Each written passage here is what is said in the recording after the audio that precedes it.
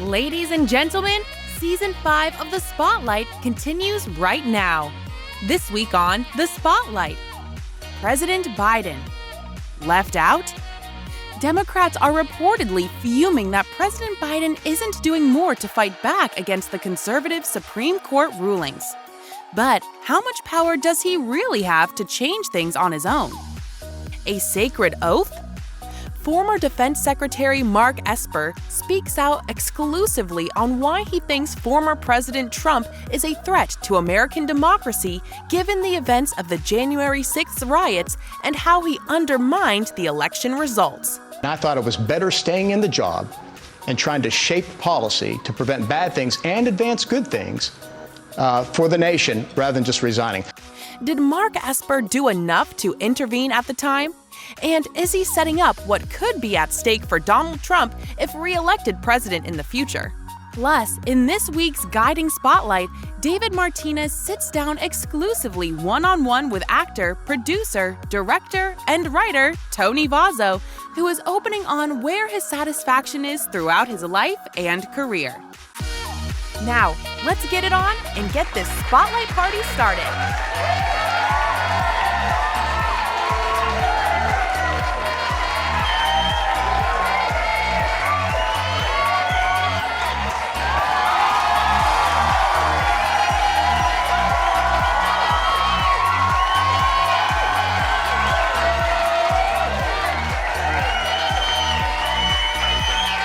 Hello, welcome to the Spotlight, welcome to the Spotlight, welcome to the Spotlight, welcome to the Spotlight. Woo! Well, how you doing here, you know? Doing all right, surviving the heat wave. Yep. It's been quite a week. It has been quite a week. It's just so much going on. Crystal's still working on obtaining her master's here and everything else going on. I mean, it's so much going on, you know? So, if you missed our last show, we introduced our new co-host, Via Rakowski, in just case if you missed it here. So, on that note, I just want to say I'm wearing the belt here, okay? The pants are secured. The pants are secured right here. After what I've been through last time, I tell you, ain't going through that again here, all right? Here. Lesson learned. Yes, so we are in the process, still in the process of the impact of the Supreme Court overturning Roe versus Wade, and some Democrats are reportedly frustrated that President Biden isn't doing more to fight back, and he's telling Americans to elect pro-choice candidates and calling on Congress to pass laws to protect reproductive rights here. So just hold it for just a moment, because there was also news that broke out that I want to mention that President Biden has tested positive for COVID here. Ooh. Just before we came on the air here.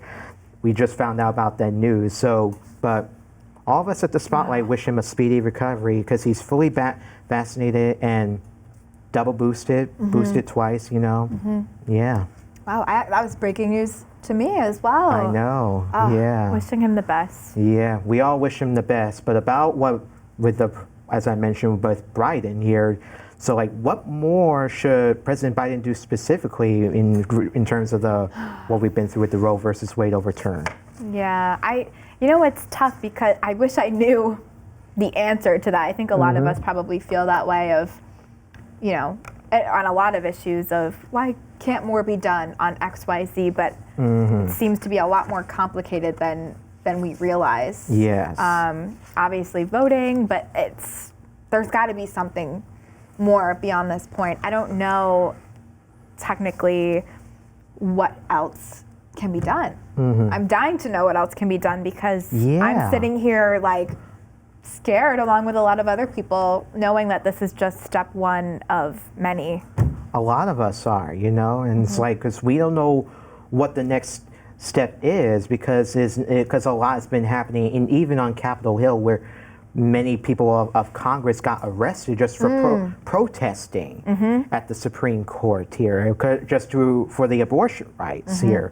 I mean, I'm AOC was one of them, and she was also one of them that we invited, are still trying to get on the show. If you're watching AOC, we are open to doing an exclusive interview with you because we got a lot of questions that we want to ask you, and we want to hear your side on these issues that's currently going on here. But there's just so much, you know, and I'm like just trying to take it one step at a time and just do what we can, because it's so much. It is, and that's all we can do as, not all we can do as citizens, but you know, we have to take it one step at a time, do what we can, make sure we're voting, make sure we're actually reading into and doing research on the people that we're voting in from the different states. And you know, it's hard protesting. There are a lot of things we can do to have voices be heard. Yeah.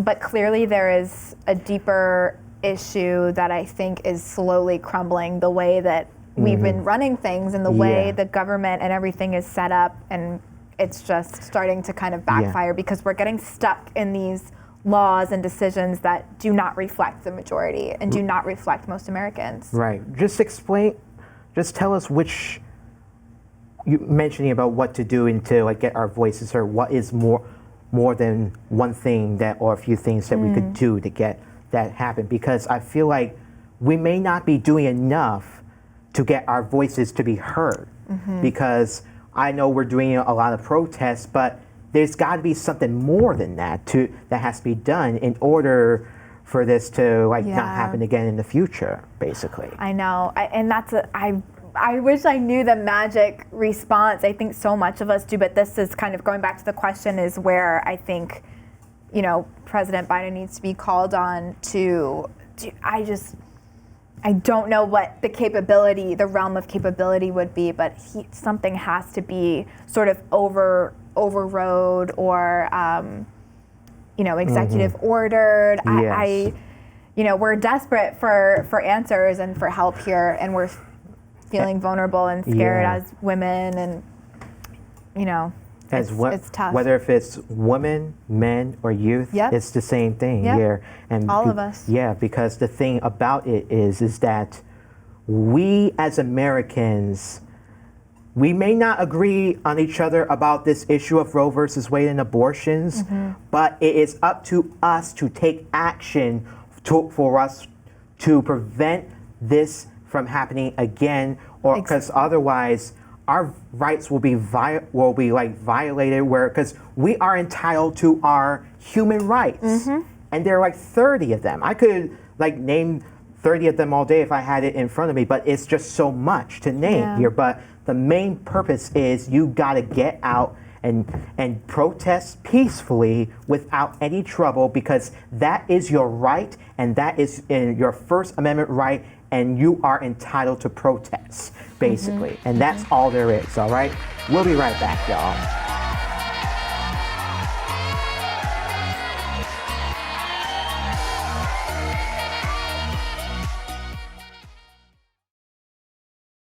Your son wants to get a cat, I'll really take care of it. but you're allergic.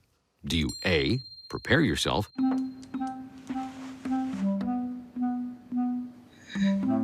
B, make the best of it, C squared equals 25.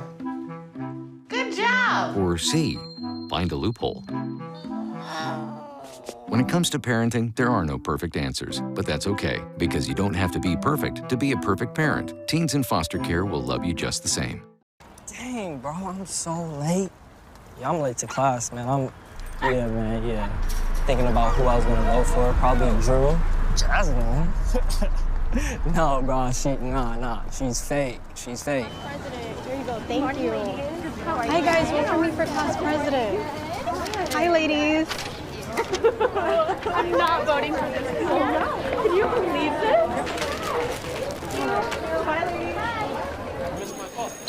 Someone wrote dead man on my poster. Dude. This Sherlock, right? Just leave me alone. You're not voting for your ex-boyfriend. Here you go. Thank you. Hi guys, vote for me for class president. Your principal speaking.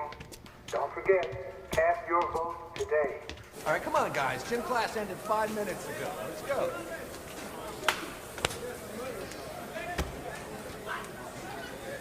Yo, stupid freak!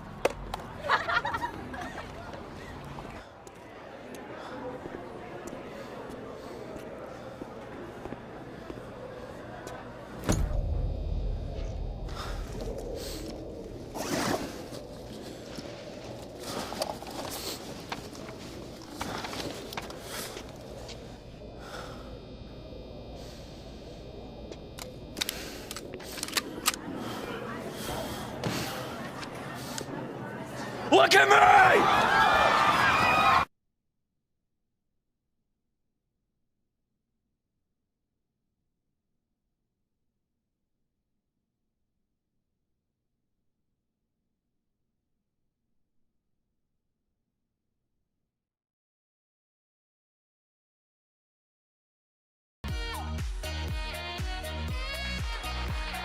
Still ahead, this week's Guiding Spotlight shines the light on David's exclusive one-on-one interview with actor, producer, director, and writer Tony Vozzo. Welcome back. Former Defense Secretary Mark Esper has a new book out already called A Sacred Oath, Memoirs of a Secretary of Defense During Extraordinary Times. In this book, he talks about a pack of claims about Trump wanting to start violence by shooting protests, dropping bombs on Mexico, and so much more. Mark Esper told Bret Baier in a Fox News interview on May 9th why he wouldn't leave his post. Take a look. General Mattis had problems too. He resigned, others have resigned. You felt it was better for you to be in place and save this criticism for this book. I thought my duty was to the country, and it is and remains. And I thought it was better staying in the job and trying to shape policy to prevent bad things and advance good things for the nation rather than just resigning. Look, I could have resigned on the spot. It would have saved me a lot of grief, a lot of headache. But I thought that would be putting myself before the country, not the other way around. Do you think Donald Trump was a threat to democracy? I think that given the events of January 6th, given how he has undermined the election results, he incited people to come to D.C., stirred them up that morning, and failed to call them off. To me, that threatens our democracy. So yes. I think the answer would, what else can you conclude, Brett? So do you think he is going to run for president again? I don't know. I hope he doesn't. I hope that the Republican base can figure out that while President Trump pushed a lot of traditional Republican ideas, right? Smaller government, less taxes, a stronger military, border security, all those things, that there are other candidates out there that could run, that could do it without dividing the people, without creating such tension within the country, and do it by growing the base as well. I think there are candidates out there that can do that. Do you think Esper did enough to intervene at the time, and what do you think he should have done at the time, despite the craziness that was going on? Even when in his mind he was like, yes, I'm sitting here and working with this crazy man. Yeah, that's the thought that was like going through my head, because obviously, you know who.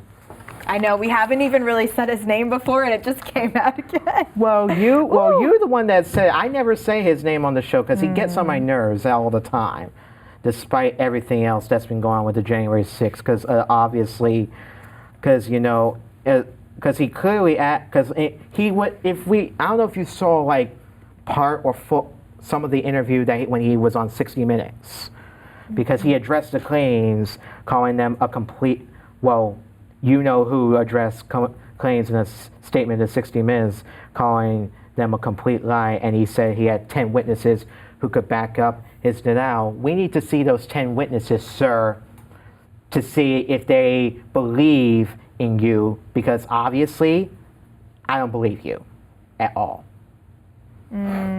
Yeah, this feels a little strange. I would think that, granted, I don't know what it's like to be in that position, something should have been said much sooner instead of doing a tell-all, which it's refreshing in a way to see someone at least say that they're standing up for what's right, but I don't 100% buy that that's the right move to do everything afterwards, after you kind of let these terrible things and threats unfold. Like if he was recognizing things were becoming a threat to democracy, which they absolutely did, and he agreed, absolutely something should have been done sooner to flag that, because it might have saved us a lot of trouble.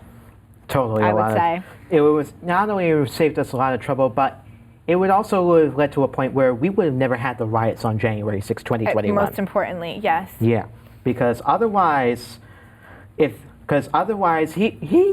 is it he can't even seem to accept the results that he lost the election fair and square, and it was Joe Biden that won the Electoral College and the popular vote, then you know who, you know? Yeah. He doesn't seem to get it. He's never, and the thing is, he's never going to get it because he's still going to keep using that election lie about it and everything else. It's ridiculous. Right. Well, we have to hope that this running does not happen again and stay on a good track. Yeah, we'll just see what happens. Let's just say this together, okay? All right. We'll be right back.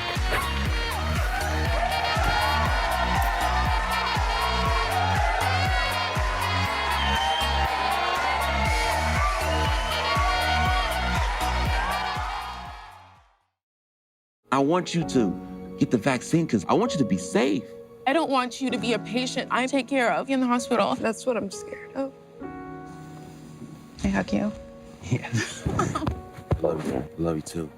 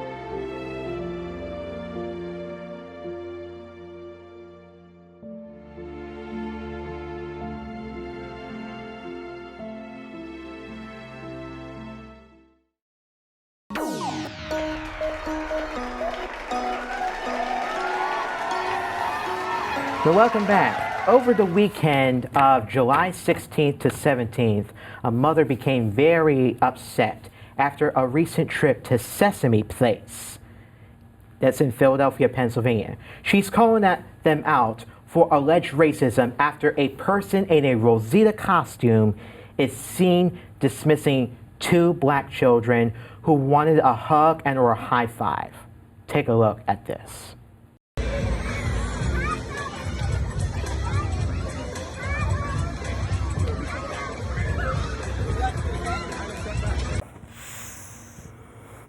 And let me tell you, when I saw that clip, I'm like, I got really, really aggravated and upset.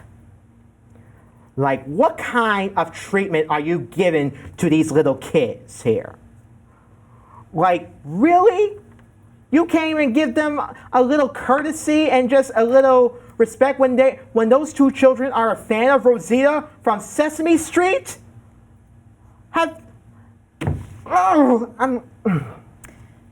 I saw that clip going viral on Instagram, and it is incredibly blatant just to do that. And that's someone working on the job and doing that as well. Like, that's needs to be held accountable. Yeah, it does need to be held accountable. And let me just point out that the Sesame Workshop is the nonprofit behind the television show Sesame Street. Right. Here, and it said in the statement that what the children experienced is unacceptable, and it has reached out to the park which is a licensed partner. The theme park is owned and operated by SeaWorld Parks and Entertainment here, just so y'all know. And according to the mom, the character blatantly told the kids no and proceeded to hug the white child next to them.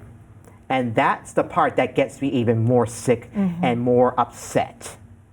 Because how dare Sesame Place do that to these kids? Are they racist or what?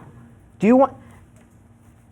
I don't know what's going on here. No, I mean, that's that was, like I said before, just so blatant, and clearly there was a hand gesture that suggested, no, stay away. And to hear that the character went on to go hug other children, white children, that's pretty out there. That's right in your face, It's wrong. Disappointing. They're children. Exactly. There are children there that are fans of you, and yet you're going to deny them just because. Yeah. One of many examples we've seen. Too One many. of too many. Too much. I cannot. And I just hope we don't see that in any other theme parks, whether if it's Six Flags or anything else that's around the United States, no matter where and no matter what public event that is, all right?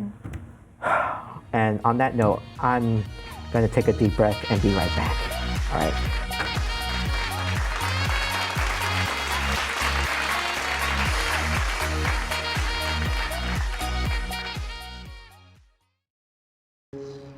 Dear moms and dads, what you have achieved here today is going to help us and our futures. It is why we are coming up on stage to collect your diplomas. You know it's true. Mom, we love you always. Everything I do. When you graduate, they graduate. Visit finishyourdiploma.org to find free and supportive adult education centers near you. You ever watched a movie and thought, hey, I can do that? You ever watched a show and said, wait, I know I can do that? Well, that's where Manhattan Neighborhood Network comes into play. MNN is the public access network for the borough of Manhattan, but we're much more than that, way more. We provide free HD cameras, free HD studios, and free access to all of our 4 channels. Go to www.mnn.org.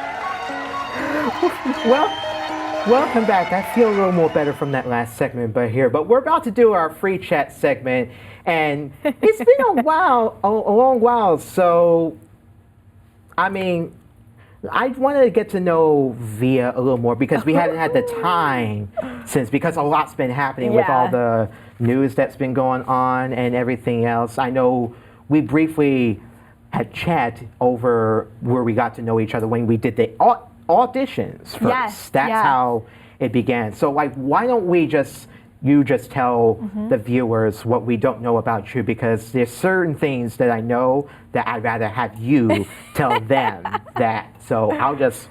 All right. Oh my gosh. This is my first free chat. My first episode as an official co-host too. That's it.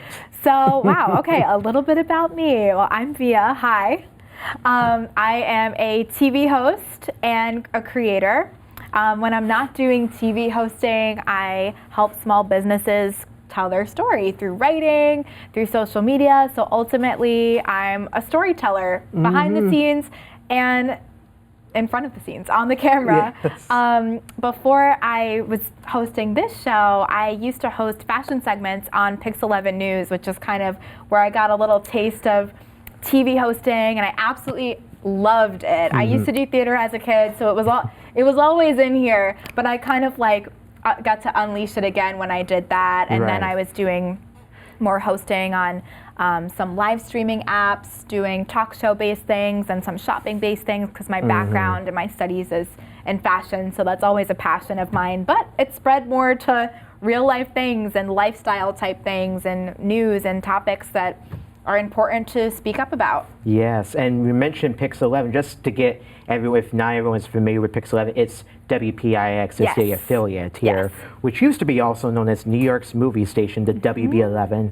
I kind of miss that all the time. They're a great the network. Memories of WPIX and everything else along these, but So, but do you have like any upcoming projects that you're currently working on? Because I know you did a recent interview with one person from the VR Creative. I didn't get a chance to see it briefly because, but I remember seeing something like that. So tell us. Yeah, so every single month, I actually do this through Instagram Live. It's such a good way to reach people and catch them in real time. So every month on my Instagram account, if you'd like to follow me, it's at Via Rutkowski. I think it'll probably pop up here at some point. You're already seeing it now. You already got it. But I host interviews every single month covering topics surrounding self-improvement, business, anything in the lifestyle space, kind of just things that are uplifting and a little bit enlightening. And I reach out to people I know who happen to be experts in a certain field. So last month I did one with my friend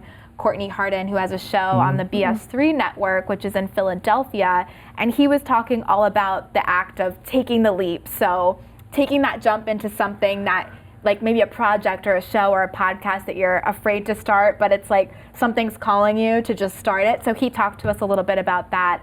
And the goal is to always just inspire people a little bit with knowledge from people who have an expertise in the field. There you go. I see, trying to. Yeah, that was just so fast. I'll explain what I'm doing later because we don't got time. All right, we'll be back here. I'm sorry. I just ate up all the time now.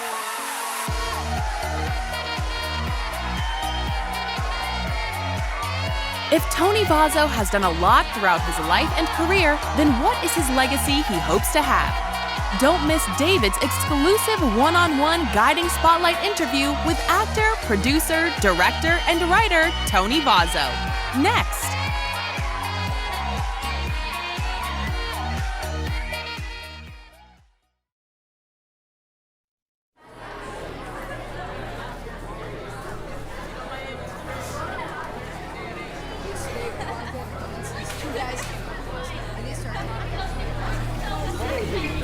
How's it going? Oh, it's a letter for Ned. Maybe she wants us to give it to her. Read it. Read it. Read it. Read it. Read it. Read it. Read it. Read it. Read it. Read it. Read it. Read it. Read it. Read it. Read it. Read it. Read it. Read it. Hey, I think you dropped this.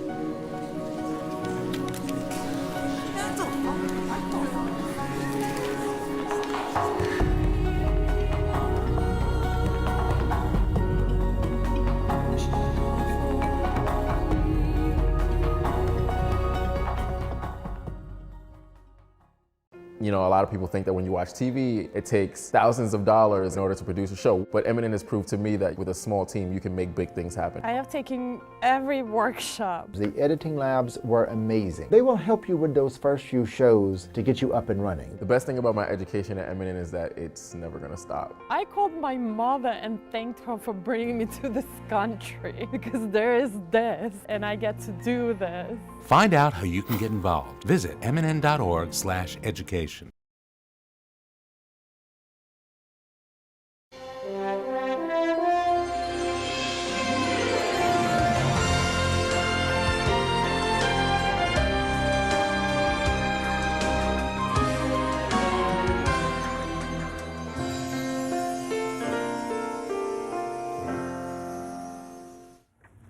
In this week's Guiding Spotlight, we're going to take some time to shed some light on a performer, actor, writer, and producer, Tony Vozzo.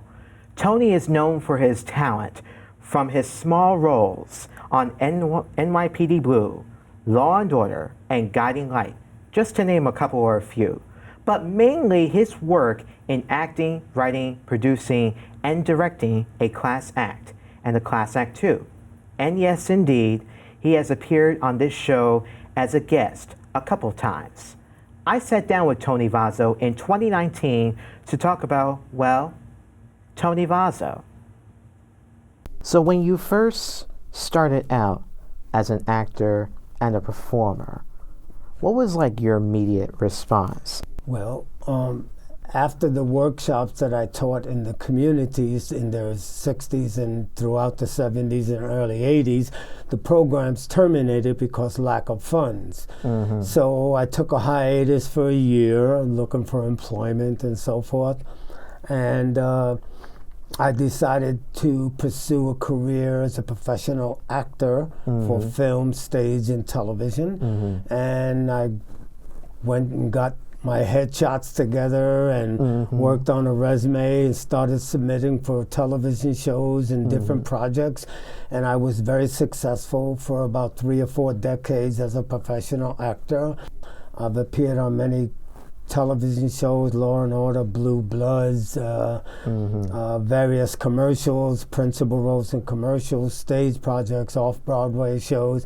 So I have good credits in the industries. Also an IBMD page, which shows my credits as a director, as a casting director, as an actor with principal roles in movies like Joey and The House is Burning and a few other projects. Tony Vozzo was born and raised in Brooklyn, New York. He has written, directed, and produced several plays, which include Walls of the Ghetto, Between Two Worlds, Psych, and The Gift of Love. Who is Tony Vozzo to you? Well, Tony Vozzo is a producer, writer, actor, director, community activist, Renaissance man who has been working in the field of the performing arts and entertainment industry since the early 70s, 1979 actually. I've done some movies, produced various videos myself, created theater workshops in the early stages of my career in Brooklyn and throughout the 5 boroughs, using the arts and performing arts as a tool for young people to stay drug-free, pursue career goals and guidelines, and to interact with other cultures other than their own. Quite successful at the Brooklyn Heights Youth Center and the Kyla Warren Street Community Church and Center were my home base. Brooklyn Heights Youth Center, I started that in 1966 to 1971. We had the best theater workshop in the 5 boroughs. Kids went back to school, pursued career goals and guidelines, stayed away from drugs, got a good education. Some became writers, some became actors, and others just became very good, productive citizens. And my workshop at the Kyla Warren Street Community Center from 1972 probably to 1979, the same thing on the Philip Mack and Reverend Skip George in Brooklyn, and Iguanas Housing Projects. And that was also very successful. We took theater to the people and people to the theater. One of our things is we had a great remedial program, arts and craft, a theater project where I took the young people off the street, again, using the arts as a tool, and took them to theaters, rehearsals for plays. They met well-known actors and stuff that encouraged them to continue the workshop. And that's what Tony Vozzo is all about. I am a doer, a believer of my art and my craft, the talent that was given to me when I was very young, and I explored that and took that to the community. How would you describe theater in your view and in your own words? I would describe theater as an outlet for people to be educated, to learn. Compared to the regular formats in school, creative learning is phenomenally the thing, because kids learn to portray other characters and people through their own sense of understanding, and it gets them to understand different characters that are in life, people we meet, people they're going to meet in their life. And theater is just a great form of learning and performing arts and stuff. It gets into depth because you have to think and you have to go inside of yourself to come out and be different characters. And in life, we are different characters. We all are different characters. We have many personalities. And if we learn how to control those personalities and understand that you can only learn from inside of yourself. You don't need drugs, you don't need alcohol, you just need good people behind you and a good sense of yourself and what you want and how to get your dream through the arts and how to acquire the skills you need to learn how to speak in front of people, learn how not to be afraid, just to go and take a chance. As founder and director of the Atlantic Avenue Theater Group, a community-based theater company and the New Life Performance TV Productions, he has conducted workshops in the art of social dramatics, using the performing arts as a tool for teens to stay in school, drug-free, pursue career goals and guidelines, and to interact with cultures other than one's own. Such a funny thing, but every time you're near me. So what motivates you as an actor and a performer? Well, what motivates me is when I was 5 years old, I told myself that one day I would be a man of substance, a man people can respect, a man that will do great things for the community as well as for myself. Do you still consider that? Yes, anytime, all the time. If I have, when I go through my own changes, I always think about that little boy on Bergen Street who was talking to himself and telling himself that one day he will be a somebody, but he has to stick to his guns. He has to learn how to fight physically, mentally, and spiritually. And in that particular day that I was thinking that on the stoop of 120 Bergen Street in Brooklyn, all of a sudden there was like a windstorm. It hailed, rain, ice. It got windy, got dark, got sunny, all in like about 2 or 3 seconds. So that was a sort of an omen for me that I was on the right track. But I had to, to learn how to be strong, learn how to fight, physically, mentally, and spiritually for what I believe, to live my dream and not just dream my dreams. And that's what I teach, and that's what Tony Vozzo is all about. Vozzo has published poetry and short stories with Springboard Publications and has written 2 books of poetry, Never Take Me Down and Crazy Creatively, and produced a CD of original works called TV in the Spotlight, a combination of R&B and spoken word with music. Well, what's the best theater you like going to here in New York City? Well, as a performer and as a producer-director, I like the Playroom Theater. Absolutely wonderful. It's a good venue. The people are wonderful there. And that's where we did our last 2 shows, a Class Act 1 and 2. And we were very successful there in a series of monologues, poetry, and song. Some original material I wrote for actors. I also performed in a few things. It's a great venue, great theater, really.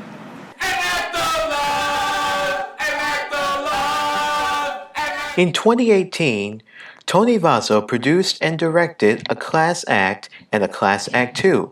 Both of them are which a showcase of scenes, poetry, monologue, and song, both taped along Broadway.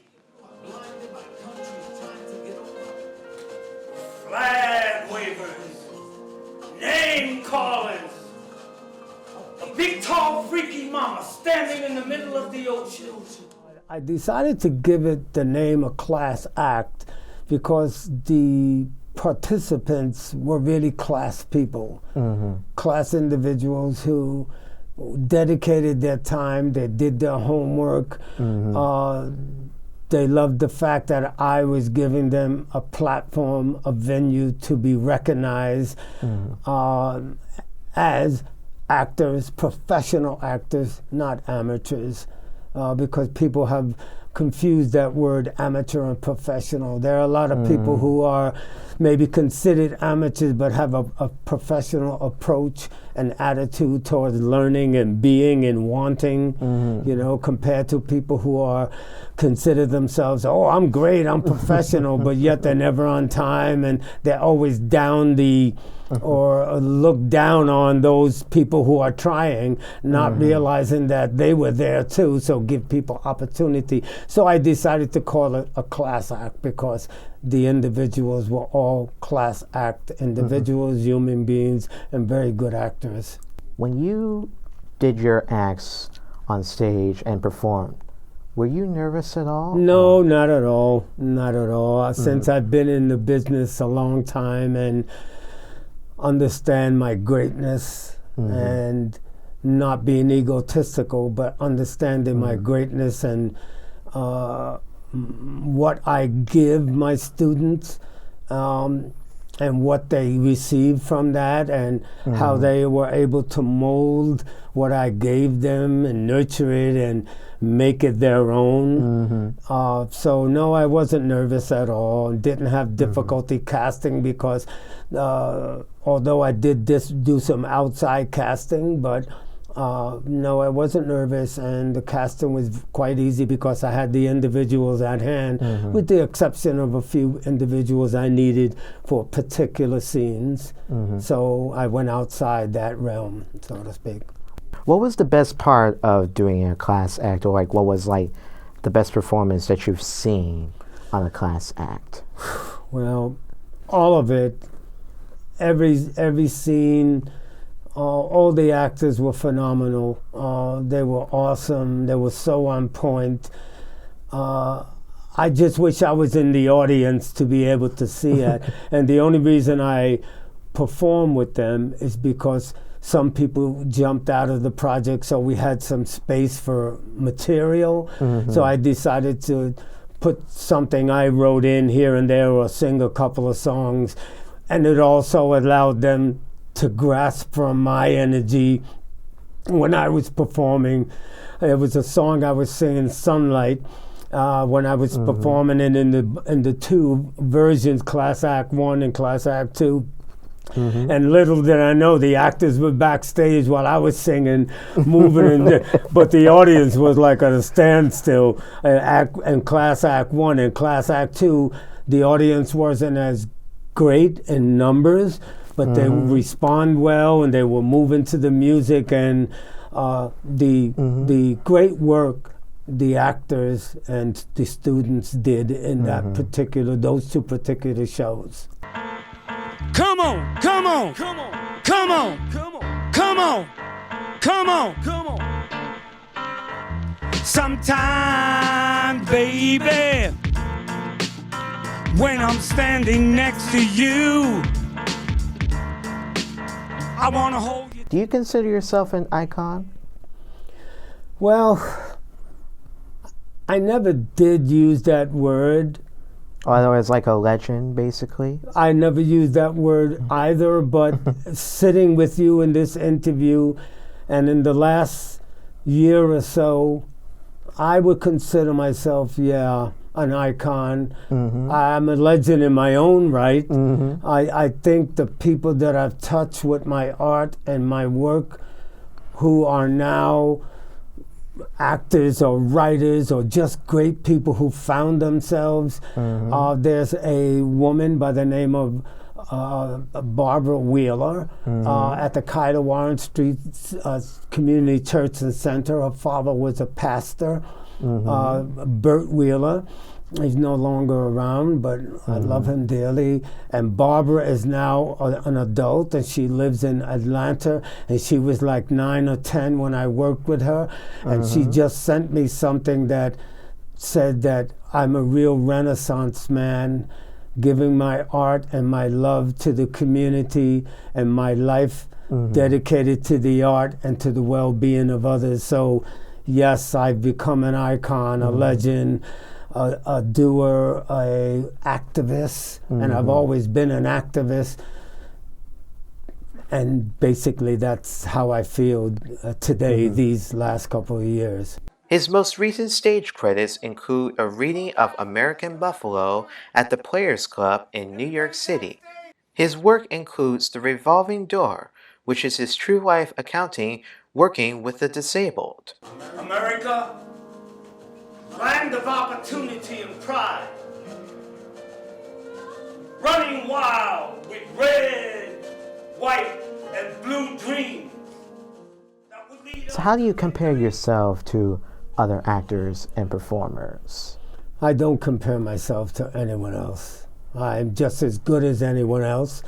I've been around great actors, just like we're having this interview here. I've been around Samuel Jackson, Robert De Niro, Giancarlo Esposito, Jimmy Smith, various actors who I, including Richard Pryor, who I love so much, and actually met him and was in his trailer. And as I gave him a copy of my book, and he was so cool and invited me into his trailer on Brewster's Million. I actually planned to meet him, and I finally met him, and it was really good. But was it really fun being around those actors that you've seen and met? Yeah, because I admire those particular actors. No, I'm not a star hunter, you know, because I, in my own light, shine and allow other people to shine. So I'm not a, give my card out, oh, there's that actor or this actor. I feel, well, if that's them, I could be that same way. If I had the opportunity, if I had the finances, if I had the back end, I could easily be a major TV star, producer, director, plus my initials are TV, Tony Vozzo. Yes. So. Speaking of that, whenever I look at the picture of you doing your performance, I see it as if you could be the Arthur Prysock. Yes. But do you ever get sometimes like the comments for looking like Arthur Prysock? Well, yes, I've gotten that comment that I resemble Arthur Prysock, and also I sort of have his deep baritone voice as a singer. I always loved him. He was one of my favorite vocalists. I have most of his music either on albums or CDs, and there's one particular song that I love that he used to sing. It's called "What Are You Doing the Rest of Your Life?" And it goes like, "What are you doing the rest of your life? North and south and east and west of your life." Very beautiful, beautiful ballad. A few other people, but there's only one Tony Vozzo. I love performing. I love who I am. I love that aspect of my life. Sometimes my personal life is not so great, or people's personal lives are not so great, but if you're doing what you enjoy, you can find happiness and greatness, and that's what I'm all about. I love what I do. I just love what I do. I love the fact that I do it well, and I've always known that I was capable of taking my life to many different levels through my adversity, because I've had a difficult life, a difficult childhood, a difficult teen life, a difficult younger life, but I never let that stop me from living my dream, not just dreaming them. So how do you think the actors or other folks describe you as an individual? Amazing, great, cool, real, down to earth. My students understand what my purpose is, and my purpose to allow them to shine, let them feel the greatness that I have, and share my greatness with them, mentally, physically, and spiritually, encouraging them to go out and audition, not to be afraid. And that's what the workshop was about. How to audition, the do's and don'ts of auditions, what to say at audition, what not to say, things of that nature. And they love me, and I love them dearly. They are my family. If you had the opportunity to do all of what you've done throughout your past life, what would you do differently compared to how you did it back then?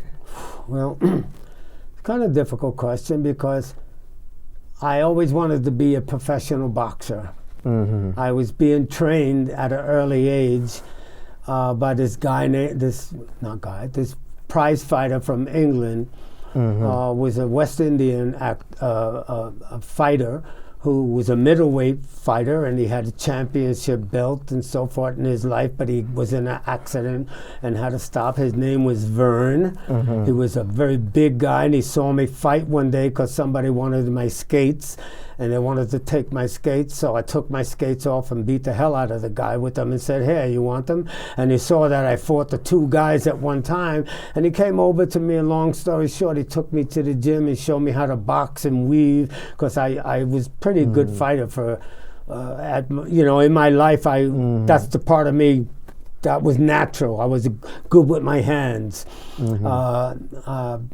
So he took me into the gym and nurtured me and prepared me for my life in the street. And after a while, I didn't see him anymore. Then the incident happened with my arm, and I never saw him again, but I always remember Vern. I have him, I'm working on a book right now of my life, and he is definitely in my book as a mentor and somebody who taught me how to weave and bob and take a punch, Do you look for trouble at times? No, I guess trouble came to me. He is very thankful to his family and friends for believing in the power and the magic of the real Tony Vozzo and the support he gets throughout his crazy and creative career. So what will be the lesson that you want to give to folks who want to become performers or actors or musicians or anything in particular? Just believe in yourself. If you want to learn and you want to do that, whatever you want to do in life, there's always a way to learn, especially today with all the technology. Read books on it, go online and do research. And if you are into being an actor or performer, then find a community center that you can work out of. There are people that are there for you. You just have to go out and find those people and just believe in yourself. Stay away from negative people, because most people want to do what you want to do, but they don't want to do what you want to do because it takes a lot of work. Yes. They just want to be in the spotlight, but they don't want to do their homework, and they don't want to do the stick-to-itiveness and they call it brainstorming that you must do if you want to be an actor, writer, dancer, producer in the entertainment field. Because and there's all levels of the entertainment field. Don't be a Hollywood person. Just be real, love your art, do the best work you can, and it will come to you. Stay away from drugs, stay away from negative people, and most of all, believe in yourself. Have a godly fear and feeling about yourself, because we all need good light in our life to survive. But there's also greatness in darkness. And the darkness I'm talking about is if you're having difficulty in life and your family structure is not so structured and you don't have a father and you do, but he's abusive and so forth. Find yourself within yourself. Go to the library, read about what you want to learn. Go online, read about what you want to learn. Go out there and do it. Take note, mold it, make it yours, and you will find that person, that opportunity. If you don't find it, it will come to you. Ladies and gentlemen, thank you so much. There's a questionnaire. Our thanks to Tony Vozzo. We'll be right back. I try to keep up with what these young people is doing and knowing. I was at work and I just got a text from a number that I didn't know. I sent him a text. He texts me back and say, "Who dis?" And I just thought that was the funniest thing. The next few weeks, you just made fun of me, like would answer the door and say, "Who dis?" Who dis? Drop off a warm meal and get more than you expect. Volunteer at AmericaLet'sDoLunch.org. America, let's do lunch. This has been Guiding Spotlight. We'll be right back.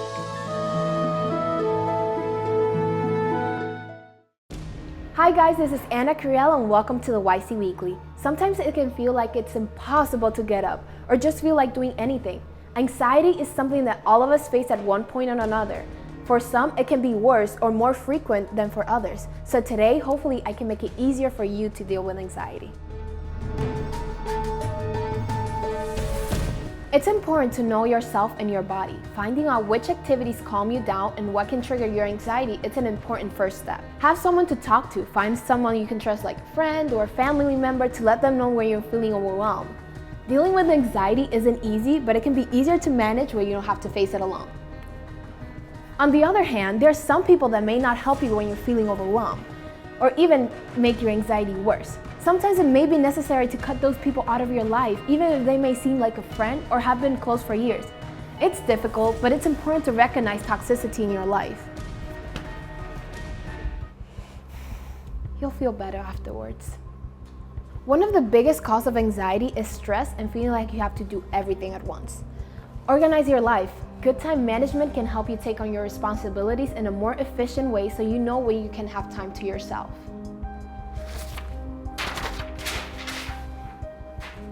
Taking a break doesn't necessarily mean dropping everything. Instead, find something easy that you can enjoy doing, like a hobby or a basic game. A big part of anxiety for some can be panic attacks. They're difficult to deal with when they happen, and one good way to help prevent panic attacks is to cut down on drinking alcohol and caffeine. Water is a good and healthy alternative. Finally, stay positive. I know I sound a little bit preachy here, but it really does help to focus on the good things in life rather than the negative. This is all for today. Hopefully I was able to help some of you guys. Like the U-Channel Facebook page, follow us on Twitter and Instagram, and subscribe to our YouTube channel. Thanks for watching and do your best.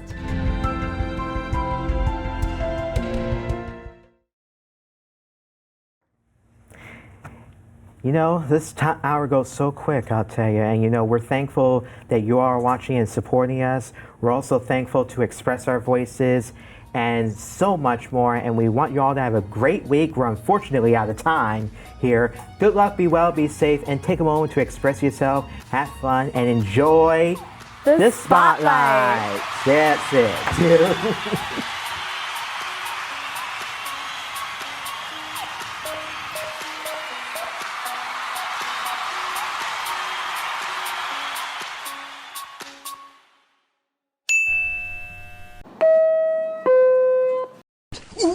Access denied.